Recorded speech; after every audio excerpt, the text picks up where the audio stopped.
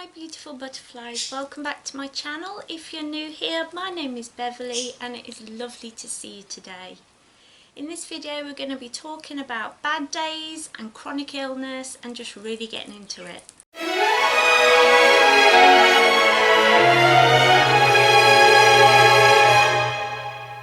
So for me, sharing about my chronic illnesses here on my channel is incredibly important to me. Disability awareness and chronic illness awareness is something that we all need to bring to the table a lot more, be a lot more visible, a lot more out there. I think it just would make such a difference to the world if we were more seen. And that's why I like to share on here about my chronic illnesses and about how they affect me.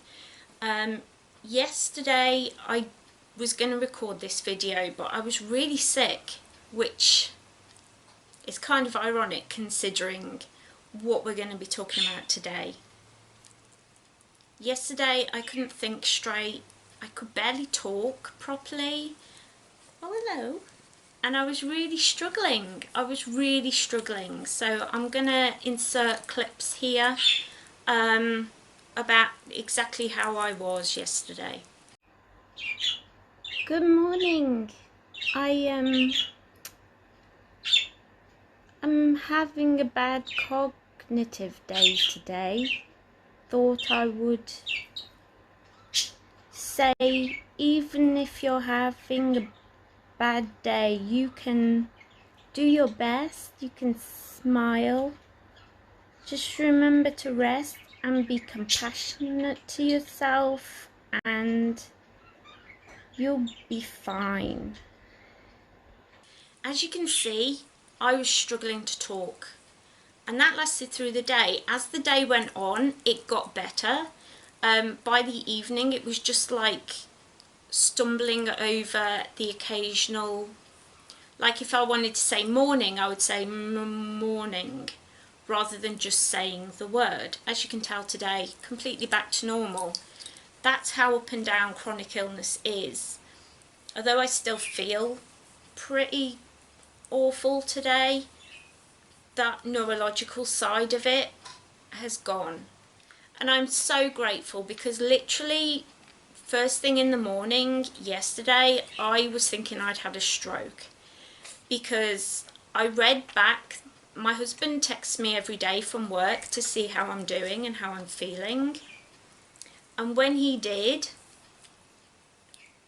my reply made no sense. It was just jumbled letters. It made no sense whatsoever. And when I saw that, I thought to myself, there's something really not right here. And I was like lifting my arms up to see if one was dropping down and looking in the mirror to see if I'd had a stroke or something. I think I was just overtired. And that's what people don't understand about ME, is that just being tired is not really ME. I know I just said that, but to me, being that incredibly tired that my brain can't process how to talk right, that's a problem. And that's something that a lot of people with ME suffer with. I hadn't done a lot the day before. So on the Friday, all I'd done was dusted my living room. So I hadn't done a lot, but it doesn't take a lot. My body is very fragile with all these illnesses, so it doesn't really surprise me, but it is frustrating. But I think it's really important that we as chronic illness warriors, and me, I try and be an advocate for other people with chronic illnesses, and I think it's important for us to remember certain things on these days, certain things that are going to help our mental health, help the people around us, and just get us through the day. The first thing I want to talk about is jobs can wait. Yesterday I really wanted to clean our 2 bathrooms. When I say clean the bathrooms, I just mean wipe over the toilet and the sink in each room. My husband does the showers and the bath, because I can't lean down. If I lean down, I'll pass out. It's not good. So that job had to wait. If I'd have forced myself, I'd probably be in hospital. You can't keep pushing through and expecting your illnesses to allow you to keep going. Pacing, slowing down are really important things to remember and to keep in mind for an everyday today thing. But when you have that sudden drop, which I had, you've got to stop, you've got to rest. There's no point trying to do the things that you had planned for that day. It's just not going to happen. It's just really not. And trying to push your body is just going to make you even worse. The next thing is to rest. That is what your body needs on those days. So yeah, go back to bed if you need to. Stick Netflix on or a movie and have a nap. Curl up and read a book. Whatever it is that is restful to you, do it. Because your body is screaming for some self-care. It's screaming to just stop. Let me catch up with myself. Let me recover from whatever it is that I've been through. Just let me have a breather. And you have to listen to your body. As soon as you start listening to those little subtle or not so subtle clues that your body's giving you, you will start to see a difference in your day-to-day health. You will.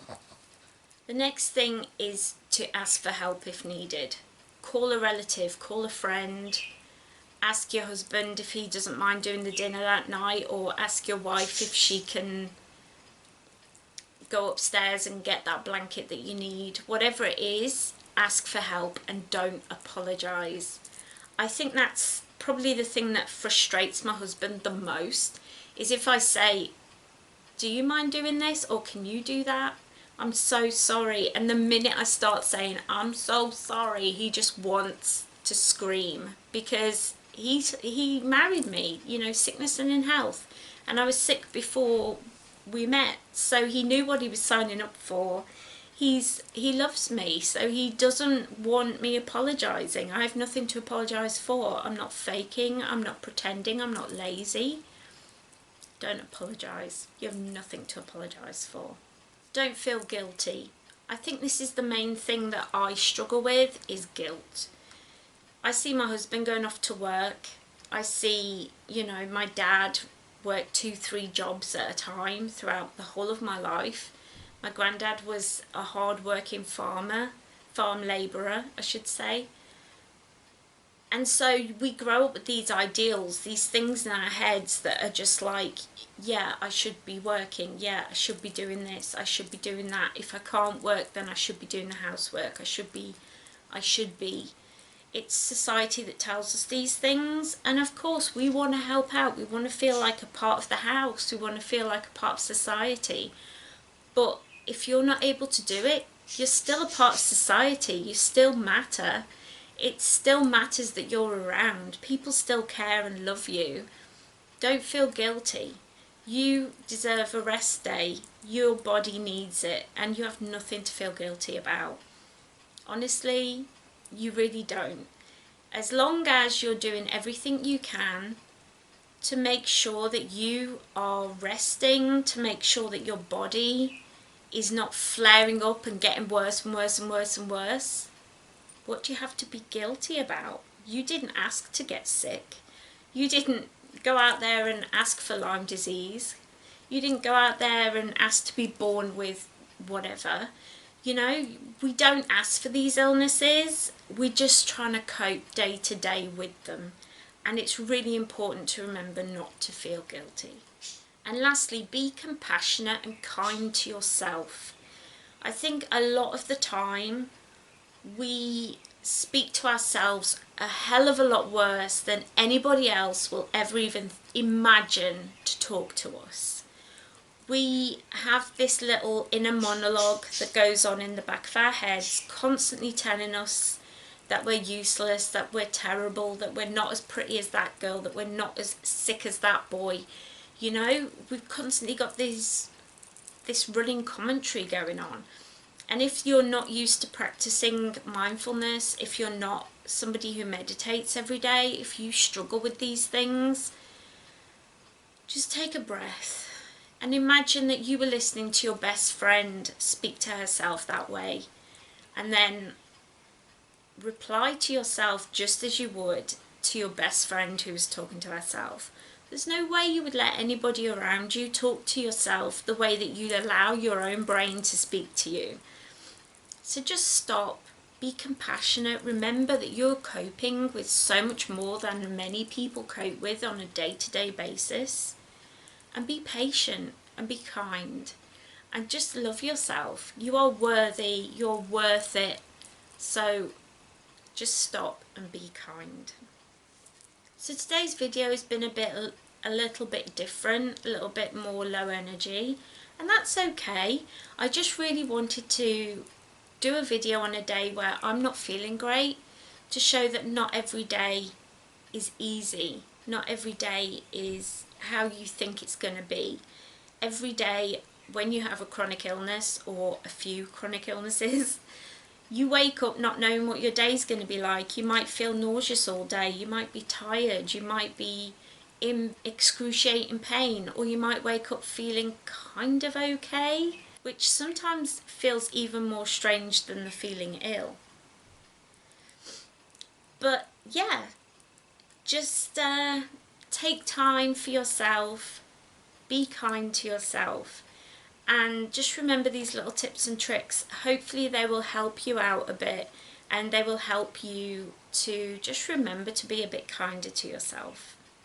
I really hope that you enjoyed this video. I really enjoyed coming before you and talking about this. It's really important to me that more and more people understand what chronic illness is like to live with. That's why I have this channel, and that's why it's so important to me that we talk about these things.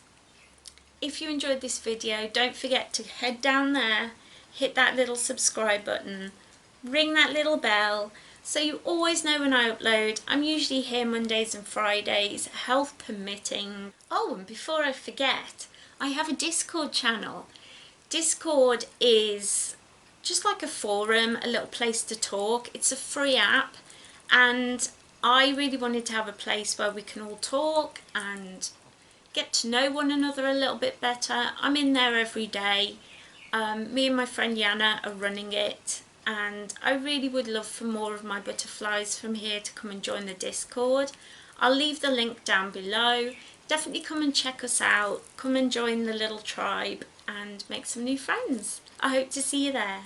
I hope that you have a really wonderful week ahead. I hope you're having a lovely day today, and I will see you next time. Bye.